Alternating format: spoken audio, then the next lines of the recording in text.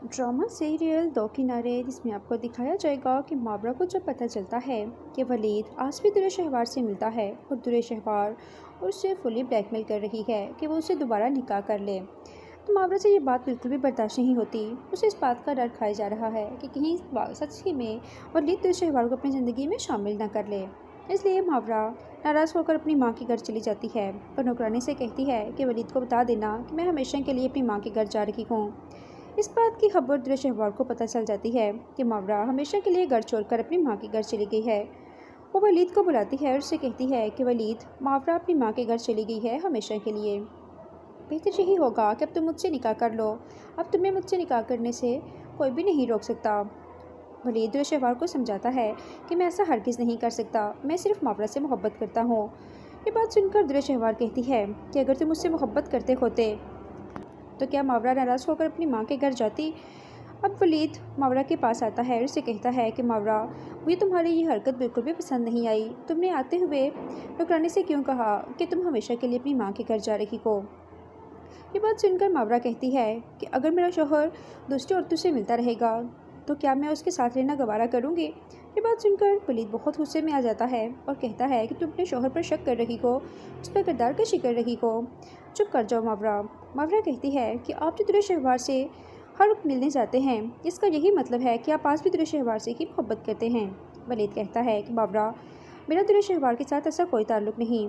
दुर्र शहवार मुझे प्रेशराइज़ कर रही है कि मैं उससे निकाह कर लूँ और उससे ये बात पता चल चुकी है कि तुम घर छोड़कर अपनी माँ के घर आ गई हो। अब वो मुझे बार बार तंग कर रही है कि मैं उससे निकाह कर लूँ और मेरी बात तुम ये कान खोलकर सुन लो। अगर दुर्र शहवार की मेरी ज़िंदगी में कोई हैसियत या अहमियत होती तो आज मावरा तुम्हारी जगह दुर्र शहवार होती। इसलिए मैं दुर्र शहवार से अब किसी भी किस्म का कोई ताल्लुक़ नहीं रखना चाहता। बेहतर यही होगा कि तुम मेरे साथ घर चलो। अब मावरा जो कि वलीद की बातों में आ जाती है और उसके साथ घर वापस आ जाती है। दुर्र शहवार को जब पता चलता है कि मावरा अपने घर वापस आ गई है तो वो वलीद को कॉल करती है और उसे कहती है कि तुम दोबारा से मावरा को अपने घर वापस ले आए हो। इस पर वलीद कहता है कि मावरा मेरी बीवी है और वो मेरी बीवी ही रहेगी। उसे मेरे दिल से और मेरी ज़िंदगी से कोई भी नहीं निकाल सकता। ये बात तुम अच्छी तरह जान लो। दुर्र शहवार वलीद से कहती है कि अगर तुमने मावरा को ना छोड़ा तो मैं अपनी जान ले लूँगी, तुम्हें मुझसे निकाह करना होगा। वलीद दुर्र शहवार की बात सुनकर कहता है कि दुर्र शहवार, तुम्हारी ज़िंदगी है, अब मैं तुम्हारी ज़िंदगी में नहीं आना चाहता और ना ही मैं चाहता हूँ कि तुमसे निकाह करूँ। इसलिए बेहतर यही होगा कि तुम मुझसे जितना दूर रहो, यही तुम्हारे लिए बेहतर है। अब दुर्र शहवार वलीद को धमकी देती है कि अगर तुम अभी उसी वक्त मेरे पास ना आए तो मैं अपनी जान ले लूँगी। जिस पर वलीद कहता है कि मुझे तुम्हारी जान लेने या ना लेने से कोई फ़र्क नहीं पड़ता। मैं मावरा को घर वापस ले आया हूँ और यह हकीकत तुम जितनी जल्दी तस्लीम कर लो, यही तुम्हारे लिए बेहतर है। जिस पर दुर्र शहवार वलीद को ताना देती है कि इतने साल हो गए तुम्हारी शादी को, फिर मावरा से तुम्हारी औलाद क्यों नहीं हुई। ये बात सुनकर वलीद कहता है कि ये मेरा और मावरा का आपस का मसला है, तुम जितना दूर होगी यही तुम्हारे लिए बेहतर है।